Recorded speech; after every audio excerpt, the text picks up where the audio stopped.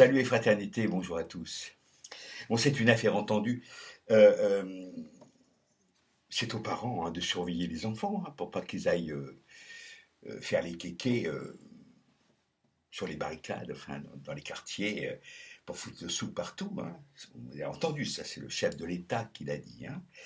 Voilà, donc c'est. Voilà. Alors, il y a un exemple quand même qui me revient d'un coup en mémoire comme ça, c'est qu'il y a quelques années, euh, un élève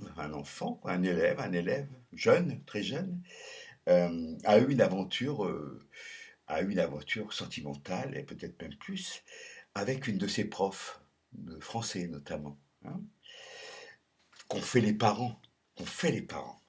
Et ils ont mis le haut là de façon à écarter, à séparer cette prof et cet élève, d'accord. Les parents ont donc joué leur rôle. Mais oui, mais le jeune n'était pas content et son amoureuse non plus, bien qu'elle fût sa prof. Donc, ils ont essayé de se retrouver et finalement, ils ont fini par se marier. Alors, faut pas compter sur moi non plus pour stigmatiser ce genre de comportement parce que ça serait en contradiction avec ce que j'ai pu penser à l'époque de l'affaire Gabriel Russier. Vous vous souvenez de ça? Aussi une prof de philo avec un élève beaucoup moins jeune beaucoup moins jeune que le jeune dont je viens de parler. Bon, donc ce serait complètement incohérent de ma part, parce que j'ai été complètement d'accord pour que on ne condamnât pas Gabriel Russier comme on l'a fait. Surtout avec un appel à minima de la part du juge, plus ou moins poussé par les parents de l'époque, qui d'ailleurs étaient des communistes ou des gens de gauche. Voilà. Mais il y a des limites, il y a des limites. Bon, il y a des limites. Alors, il y a une question quand même intéressante dans cette histoire, c'est justement le rôle, enfin, qui doit éduquer. Alors, si Monsieur le Président de la République était cohérent, hein, on peut se poser des questions, il faudrait qu'il relise les textes organiques et les textes concernant l'éducation. Ce n'est pas l'école qui est obligatoire, c'est l'éducation. On peut d'ailleurs se faire donner une éducation par le biais d'un précepteur ou ce qu'on veut, ou même en tant que parent, à condition d'accepter le contrôle de l'inspection primaire, hein, voilà, de l'inspection. Et, et, et donc, on a parfaitement le droit, mais cependant, dans les textes organiques de l'école, le rôle éducatif de l'école, il est double. Je l'ai déjà dit ici plusieurs fois. Le rôle éducatif, il est double. Il transmettre des connaissances, c'est-à-dire l'instruction, et éduquer, éduquer, former des citoyens, et ça, c'est l'éducation. Ça fait partie des textes fondamentaux de l'école publique. D'accord? Bon. Si on veut changer ça, on change. Mais on ne vient pas nous dire que c'est aux parents. Les parents ont un rôle, évidemment. Évidemment. Mais il n'est pas le même que celui de l'école. Il n'est pas le même, il ne concerne pas la citoyenneté. Lorsque vous avez un parent, mettons, je donne un hasard, par hasard, plutôt au hasard, un exemple, certains parents pensent que la religion, la foi, doit l'emporter sur les lois de la République. Ça a été dit par certains, pas seulement des musulmans d'ailleurs. Ça doit, la loi divine doit l'emporter. Dans ce cas-là, il faut bien que l'État s'en mêle quand même. Ça n'empêche pas les parents de faire éduquer dans la ligne de leur foi, quelle qu'elle soit, leurs enfants. Mais il y a un rôle essentiel de la République de donner de l'éducation et de l'instruction.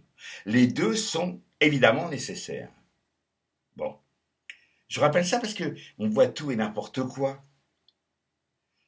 Alors, il y a aussi des gens qui, en ce moment, sont sur le pouce des hauts cris, toujours dans le même sens d'ailleurs, toujours dans le même sens, euh, concernant les médias. Les médias.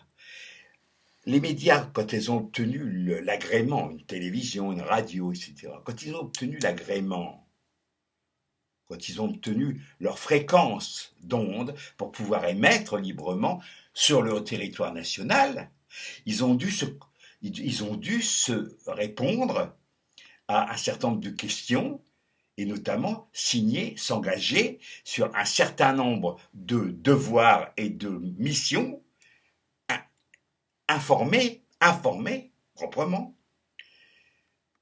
évidemment distraire et aussi éduquer. TF1 a signé. Monsieur Bouygues a signé pour ça. Depuis, il a renié tout ça, mais ça n'empêche que... Donc c'est un parjure. Donc il n'y a aucune raison que on ait redonné une licence d'émettre pendant, je sais pas, maintenant c'est quasiment... c'est à vie pratiquement. Mais ça n'empêche qu'il y a une règle, des lois. Donc si les médias ne jouent pas leur rôle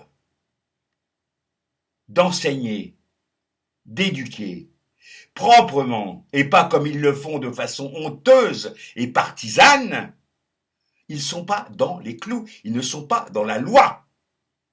Alors moi, je vais faire comme les autres, comme certains, je vais dire la loi, il faut la respecter. Donc si on la respecte pas, prison. D'accord? Monsieur Bouygues, prison. Et tous ces mecs-là, prison. Voilà. C'est aussi simple que ça. Il ne faut pas attendre de gens qui en ont ras-le-bol, qui soient mesurés. Enfin, faut arrêter avec ça. Si vous voulez de la mesure, soyez dans la justice et dans la justesse. Et arrêtez je vois tous les mecs là sur les plateaux, enfin ce que je vois sur mon portable, hein, parce que je vais pas directement. C'est toujours de seconde main, mais c'est quand même dit, hein. Vous condamnez la violence, Monsieur Mélenchon. La dernière interview, enfin, j'ai trouvé ça, je l'ai trouvé nickel, nickel. Voilà un débatteur, hein. On rigole pas là. Le journaliste en face, comment il s'appelle? J'ai oublié son nom. Gendre, ça doit être Gendre parce que Gendre, il n'arrête pas, hein. Il en a pris pour son grade, voilà. Mais en même temps, c'est ça qu'il faut faire, quoi. Parce qu'il y en a ras-le-bol de tous ces mecs, quoi. Ça suffit. Bon, je vais m'énerver. Hasta la victoria.